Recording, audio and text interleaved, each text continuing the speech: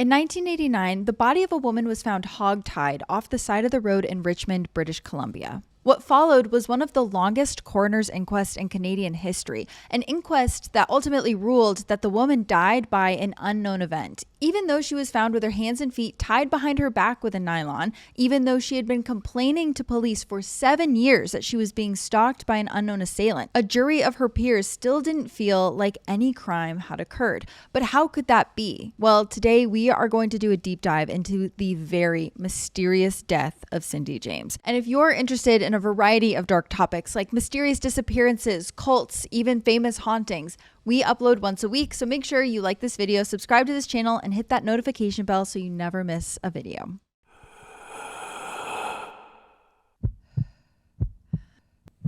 It's when your heart starts pounding. Some names have been changed in this episode to protect the identities of those involved. In October of 1982, a 38-year-old woman named Cindy James walked into a Vancouver police station. Typically, Cindy had a smile on her face. She was a compassionate and energetic woman, a psychiatric nurse who ran a children's clinic and always managed to remain upbeat. But today, she looked worse for wear. She had these dark circles under her eyes. Her blonde hair, which was usually neatly done, was a chaotic halo around her head. See, it had started earlier that year, when she began receiving dead flowers and threatening notes at her job. Cindy never saw who was sending her these things, and neither did her coworkers. It was weird at first, but as time went on, the letters became more threatening. They were always pieced together from magazines, and the text would say things like, "I see you," and "soon." And the images on these letters were of knives, rope, and women being choked. Soon everyone, including Cindy, became more concerned. Was there someone out there who wanted to hurt her? Then came the phone calls. They were creepy and constant. At home, Cindy's phone would ring multiple times a day, but whenever she answered, there would just be heavy breathing on the other end. Cindy told all of this to the police that day, including how recently these threats had escalated. The person on the other end of the line was no longer just breathing. He would actually speak to her. The mysterious caller always addressed her by her name, so she knew that this wasn't just a random dial. The person would also describe sexual acts that they wanted to perform on her and how they wanted to mutilate her body. The police looked at Cindy as she described these calls to them, and her voice was quivering and her gaze was on the floor. She was obviously terrified. This was clearly very hard for her to talk about. So they took down Cindy's statement and they suggested that she get an unlisted number. And in the meantime, she should let them know if she got any more calls. But instead of deterring the harassment, Cindy going to the police made it escalate. There were 2 more calls the next day. The voice on the other line told her, "You think calling the police will keep you safe? You wait." Then, that night, someone tried to open Cindy's back door, rattling the locked doorknob so forcefully it woke her dog up. Terrified, she called 911. A patrol car responded and they searched the surrounding area, but there was no sign of the would-be intruder. Still, Cindy and her dog went to stay at a friend's house for the night. Over the next week and a half, the harassment escalated. Someone threw a rock through her kitchen window. They smashed out the bulb in her porch light. Cindy found another note made from letters cut out of a magazine. Us, you, love, want, rotten, love, silence, hot, sex, is what it read. While she was at work one day, her house was broken into. The intruder didn't take anything of value, though. All they did was slash a pillow in Cindy's bed, leaving it tucked under the blanket for her to find when she went to sleep that night. This threatening behavior was personal, and it was also very strange. When police asked Cindy if she had seen who was doing this, she replied that she hadn't. She never saw a figure running away or eyes peering into her window at night. She worked in children's psychiatry, so Sometimes she would advocate for children in court, even if it meant arguing that they needed to be separated from their parents. As a result, there were some fathers in the community that definitely did not like Cindy. But the harassment felt too, intimate to be a stranger. And then, a few weeks after the pillow slashing incident, the police discovered a car in an alleyway behind Cindy's house. The headlights were off, but as police approached the vehicle, they could see the outline of a rifle sitting in the passenger seat. Sitting inside was an older man, tall and lean with white hair. Police asked who he was, and he calmly explained that his name was Raymond, and he was Cindy's ex-husband. Cindy had previously mentioned to officers that she had been married to a man 18 years her senior. Their marriage, which lasted 16 years, had recently ended, and now he was sitting outside of her home with a gun. Cindy and Raymond had first met in the summer of 1965 while working at Vancouver General Hospital.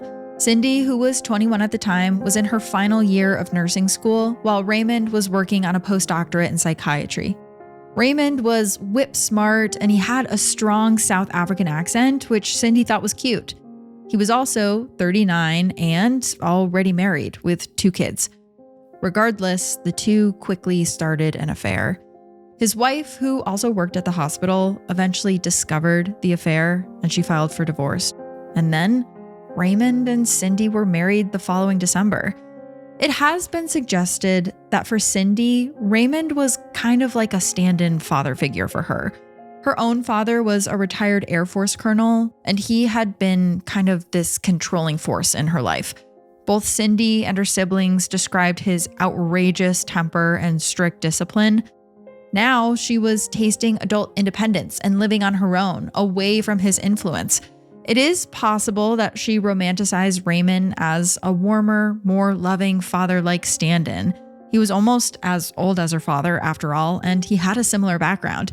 Also, this reinforced the police's notion that Raymond was maybe somewhat of a predator, that he had preyed on Cindy's youth and naivete. But then, 16 years after their relationship began, Cindy's family started noticing that things were changing sometime around the summer of 1981. There was this distinct coldness between them. Cindy didn't confide any specifics about the state of her marriage, but it wasn't really a surprise to her parents when, about a month later, she told them that she was planning on separating from Raymond, and she formally moved out in the spring of 1982. And a few months later, the harassment started. To the officers working Cindy's case, Raymond was the obvious and natural suspect for the harassment. He was clearly still emotionally attached to her. But as he was sitting in his car in the alley behind Cindy's house with his headlights off and his rifle in the front passenger seat, they couldn't help but notice how concerned he looked. When they asked what he was doing there, Raymond nonchalantly explained that he was waiting for what he called the prowler. He said he was going to catch them by surprise and take care of them for Cindy. Turns out she had called him recently and told him that she feared for her life. And even though they weren't together anymore, he wanted to help her. To the officers, his demeanors went beyond a concerned husband. He seemed possessive. They ended up sending Raymond on his way and urged him to leave the matter to the professionals. Instead, a few nights later, Cindy woke up to someone tapping on her bedroom window. She had already picked up the phone to call the police when she realized it was Raymond, armed with a rifle and a hunting knife. He whispered through the window that she could sleep soundly that night because he was going to stand guard for her. Police asked Cindy if any of this seemed like a red flag to her, but she swore up and down that Raymond wasn't involved and it had to be someone else doing this to her. In fact, he was actually the one who insisted she report the harassment to the police. And besides, the more pressing issue was that Cindy was still being harassed. More phone calls, more threatening notes that included cutout photos of hands holding a knife, women being choked, and dead bodies covered by a sheet. For months, it continued, and Cindy was starting to become terrified about how this might escalate. And to officers' credit, they did respond to every incident. But once again, they never saw even a glimpse of who this person was. There was no trace of them. It was like chasing a ghost, and there just wasn't much for them to do about it without some kind of clue or lead. And on top of that, their investigation was, well, somewhat flawed. So Constable Pat McBride was the responding officer on the night that Cindy's pillows were slashed. He immediately took a personal interest in her case, and some would call it a little bit too personal. He had also recently separated from his wife, so he understood the emotions that Cindy might be experiencing. He stayed in contact with her, and he frequently dropped by her house to check on her during his shifts. And then, 2 weeks after they met, he moved in with her, which is definitely not protocol. Some people thought this was because 24/7 surveillance made Cindy feel safer, but others knew that it was because the two had begun a romantic relationship. Regardless, it meant McBride's objectivity was completely out the window, and that made it easy for him to overlook some of the stranger details of Cindy's case. For instance, after McBride moved in, the stalker seemed to respond to the investigation, making adjustments as necessary, like they were really paying attention. For example, when the phone company installed a tap on Cindy's phone to try and trace the source of the vulgar calls, miraculously, the second the tap was in place, the phone calls stopped. And instead, the threatening notes increased. One even said, "Get rid of cops." Another night, Cindy reported a prowler in her backyard. And again, the police came out to search, but they didn't find anything. Literally nothing. There was no sign of an attempted break-in. Nothing was disturbed in the yard. Not even a single shoe print could be seen. And McBride pressed Cindy. Was she sure she saw someone? And then, about a week later, she reported seeing the prowler again. And this time, the phone line had been cut in 5 places, proof that someone was there. But that was the only physical evidence they found. If McBride picked up a pattern, like perhaps that the stalker was almost conveniently savvy, he didn't seem to confront Cindy about it. Instead, in December, he asked her to marry him. Cindy declined the proposal very politely and instead asked him to move out of her house. But similar to her arrangement with Raymond, Cindy and McBride did continue to date, all while he continued to investigate her stalker. That is, until the escalation that Cindy feared finally arrived. On January 27th, 1983, one of Cindy's friends, Agnes Woodcock, stopped by for a visit. They worked together at the children's home, and Agnes was one of the few people that Cindy had confided in about the harassment. Agnes knocked on the front door, but there was no answer. That was odd. She told Cindy to expect her, and there were lights on inside of the house. Agnes went around to the side and looked through one of the kitchen windows, and that's when she saw Cindy sprawled out on the driveway outside of the garage, bleeding and unconscious. At the hospital, Cindy's injuries were assessed by a doctor and documented by the police. Her hand had a large slash wound from a knife. A black nylon stocking had been tied tightly around her neck, cutting off her circulation. Thankfully, there was no evidence of a sexual assault. Disturbed by the acceleration in the violence, the Vancouver Police Department transferred Cindy's case to someone more experienced, a detective named David Bowyer-Smith. As he took Cindy's statement from her hospital bedside, he could see the fear that was deep inside of her eyes. He heard the tremors of panic in her voice. She had clearly been through an ordeal and hesitated to relive it for him. But he reassured her he was going to do everything he could to catch the person that was responsible. Cindy took a shaky breath. She swallowed really hard, and she nodded and tried to give as many details to the detective as possible. She said she'd gotten home from work the same time that she always did. She hadn't really been home long before someone knocked on her back door. She thought it was McBride. Sometimes he would stop by after his shift and he would leave his patrol car parked in the alley instead of right in front of the house. But when Cindy opened the door, there was a man there, one that she didn't recognize. He grabbed her and he dragged her to the garage where there was another man waiting. That one was holding a knife. She tried to fight back, stop them from tying a stocking around her neck. And that's how her hand had been cut. She could feel herself starting to pass out and her vision went hazy. But then she heard one of the men threaten to slice her open if she talked to police. He also threatened to kill her baby sister, Melanie. And that was the last thing she remembered. She had gone in and out of consciousness until Agnes found her. By the time she was done recounting the story, Cindy had gone completely pale white. Detective Bowyer-Smith was a veteran officer on the verge of retirement. He had worked dozens of cases, he had interviewed hundreds of witnesses, and he knew when someone was feeding him a load of crap. And he totally believed Cindy was terrified by whatever had happened to her. She was completely consumed by it. But there were some things about the story that just didn't make sense to him. To him, everything about Cindy's case indicated that this was a personal vendetta, someone who knew her intimately and had an axe to grind. But she hadn't recognized either of the men that attacked her. So was this a random assault? Maybe one that was unrelated to the stalker? But that didn't really make sense either. What was the motive? They didn't rob her. There was no evidence of sexual assault. If they had wanted to kill Cindy, they definitely had the opportunity to do it.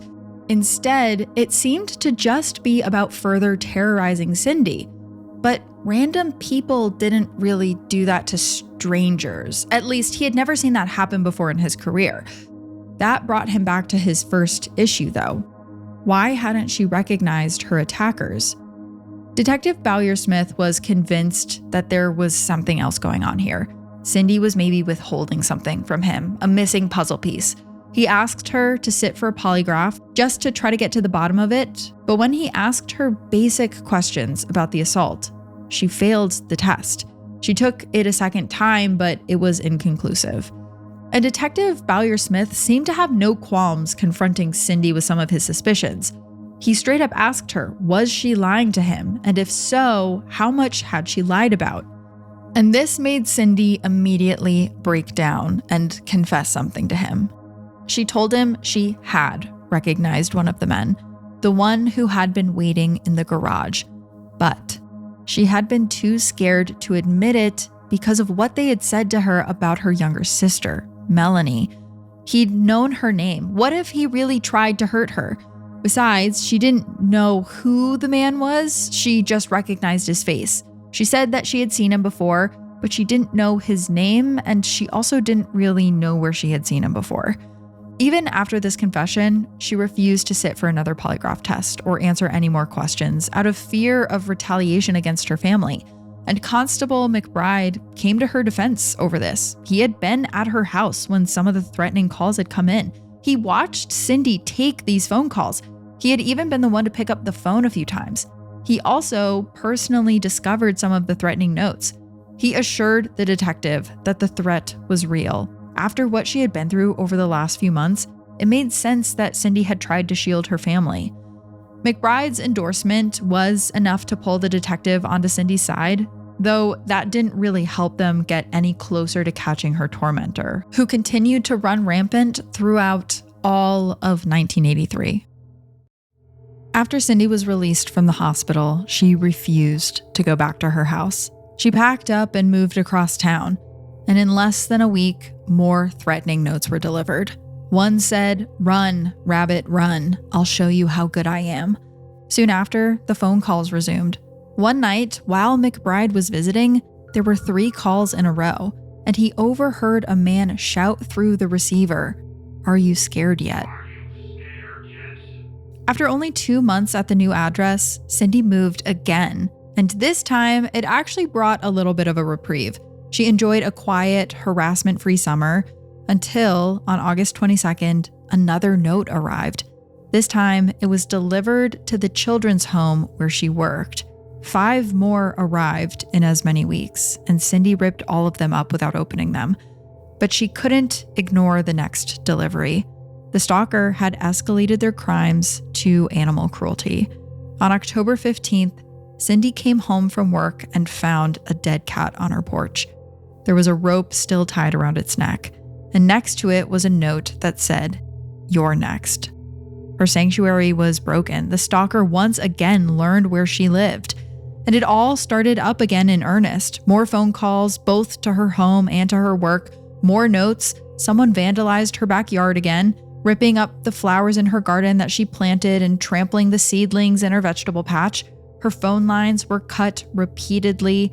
After a second strangled cat was left at her back door, Cindy decided to hire a private investigator, Ozzy Caban, both for her own protection and to increase the chances of catching this perpetrator. Ozzy had 15 years of experience and had provided security services to high-profile clients. He consulted with both Constable McBride and Detective Bowyer-Smith anytime that there was a fresh incident. But the story was always the same. There was never any physical evidence of a perpetrator, no leads to follow. So instead, Ozzy focused on keeping Cindy safe. He armed her with a can of pepper spray, instructing her to carry it with her at all times, and he gave her a panic button. It would alert him directly, even if the phone lines were cut. Around 6 p.m. on January 30th, 1984, Ozzy got an alert. Cindy had activated her panic button. Even speeding through traffic, it still took him nearly 15 minutes to arrive at her house, which felt like an eternity. Adrenaline pumping, Ozzy charged towards the back door, his gun drawn, and what he saw through the window made his heart drop. Cindy was there, motionless on the kitchen floor, a pool of blood surrounding her head. If she wasn't dead already, she was definitely balancing on its doorstep. Refusing to waste another second, Ozzy kicked in the back door, which splintered the wooden frame. He quickly cleared the house for any sign of the intruder, and then he tended to Cindy. Her skin was ashen, and he couldn't find a pulse. God, was he too late? Was she already gone? But when the ambulance arrived a few minutes later, EMTs realized there was another nylon stocking tied around her neck. It was barely visible between the folds of her skin, and once they cut it off and administered oxygen, Cindy regained consciousness. As for the rest of her injuries, she'd been struck on the head by something, hard enough that it left a visible lump on her skull. Her left hand had been stabbed with a paring knife. The blade had gone all the way through until the handle was flush with her skin, and pinned beneath the handle, soaked in blood, there was another note that read, "Now you must die." Finally, there was a needle puncture mark in the crook of her right arm, like she had been injected with something. Cindy had zero recollection of her attacker, or even what happened to her. She didn't even know what happened in the moments leading up to it. She couldn't remember what had prompted her to activate the panic button, and on top of that, police were never able to lift any fingerprints off of anything. Once again, it was like they were chasing a ghost. Unlike the first attack, though, no one doubted the credibility of this attack. The puncture mark was in her right arm, which, if she had done this to herself, means she would have needed to hold the needle with her left hand, except she had been stabbed with that hand. So that means she would have had to inject it herself first and then stabbed herself. But stranger still, the police didn't find any needles at the scene. So it would have actually had been injection, then she would have needed to dispose of the needle and then stab herself. And that's assuming that the injection wasn't some kind of sedative that made her pass out. Did she give herself the head injury before all of this too? There weren't any heavy blunt objects just lying around. There was no part of Ozzy that thought she could have done this to herself. This second attack really ramped up the pressure on the Vancouver police to solve this case. Cindy's gruesome injuries made McBride and Detective Bowyer-Smith feel guilty that they had ever doubted her reports, so they clung to the only tangible lead they could identify, the man Cindy recognized in the first attack. Even without a name, they could create a composite and follow that trail. They had to plead with Cindy, though, to give them the details that they needed. They told her that the best way to protect her family was to catch this guy.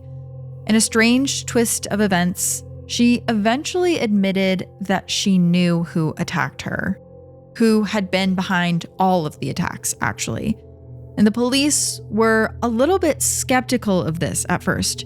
You mean you've known this entire time who was doing this and you never once told us? Who is it? Well, she explained, it was actually her ex-husband, Raymond. She had been too scared to tell them the truth because she was afraid of what he might do to her. He had been abusive throughout their marriage, and it had taken her years to muster the courage to leave because he repeatedly threatened to kill her if she did.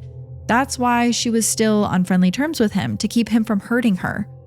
The police had suspected Raymond from the start, but they never had any good evidence that it was him behind the attacks. Regardless, they still picked him up for questioning the next day. They ended up interrogating him for 6 hours, trying to draw out a confession. But Raymond resolutely maintained his innocence. He was actually shocked by these accusations. 6 weeks ago, they had spent Christmas with Cindy's parents. It was pleasant. They actually had a great time. This accusation was a complete 180, and he refused to give an inch. He was not Cindy's attacker. And they could interrogate him for a month or a year, but they were still not going to find any evidence to the contrary because it was simply not true. The police were eventually forced to let Raymond go free. He was right. They had nothing concrete against him, for now. But why would Cindy have said it was Raymond if it might not have been? And if it wasn't Raymond behind the attacks, then who was it? By July of 1984, Cindy's entire world had been consumed by the harassment. A constant barrage of threatening phone calls, except on the days when her phone line had been cut. But then they could always call her at work instead. She still managed to show up to work every day, but she could no longer leave her personal concerns at the door. Colleagues noticed that she was constantly on edge, sometimes spending the entire day holed up in her office. She was also rapidly losing weight from the stress and lack of sleep. And the stories that Cindy told the police around this time are absolutely harrowing. One afternoon, after spending a few hours working in her garden, Cindy realized that her dog was no longer in the yard and that her back door was wide open. She was positive she had left it closed, and rather than risk it, she summoned Ozzy with the panic button.